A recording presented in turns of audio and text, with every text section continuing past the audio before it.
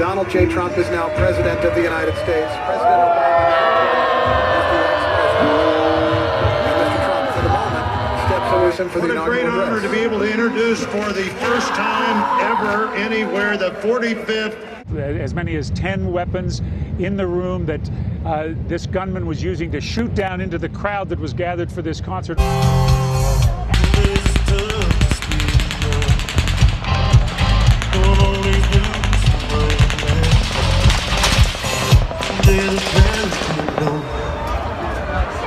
There was a tremendous explosion, a massive explosion at the federal building in the center of the city, the A.P. Murrah building. We have a large column of smoke to the south of this address. Are you going to check on that? That's affirmative. We just heard some loud explosions. The whole front of the... Police in Colorado are studying the Batman movies and comic books to learn more about the mind of the killer in Aurora.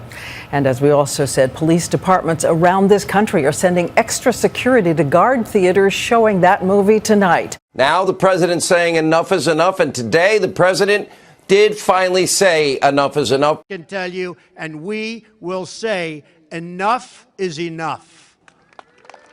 Beat the rich! Beat the rich! Beat the rich! Beat the rich! Beat the rich!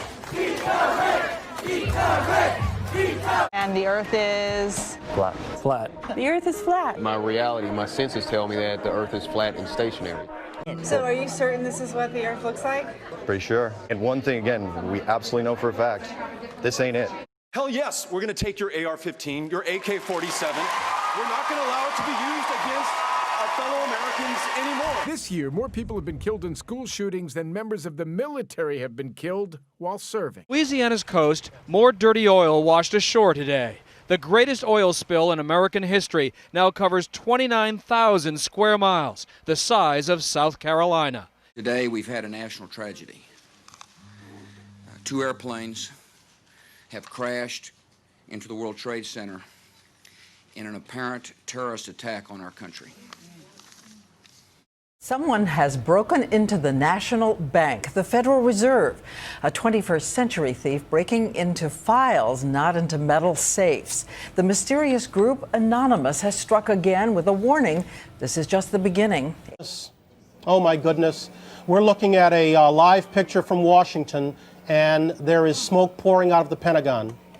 It would appear that there has been another major explosion, this one in the nation's capital. Shocking story out there we're talking about tonight. A man named Rudy Eugene who allegedly ate 75% of a man's face.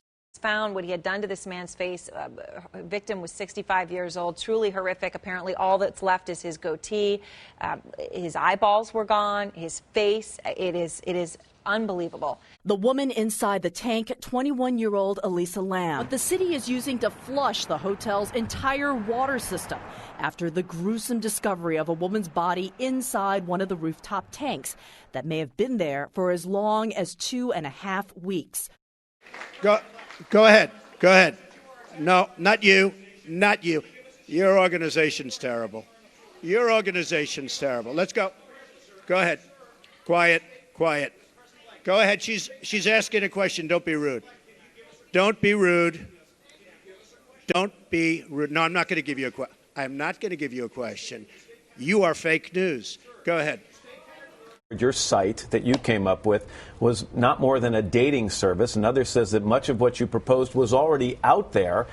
Mark Zuckerberg had appropriated our project and then continued to work on it for his gain. He was absolutely part of that. And we know that he was aware.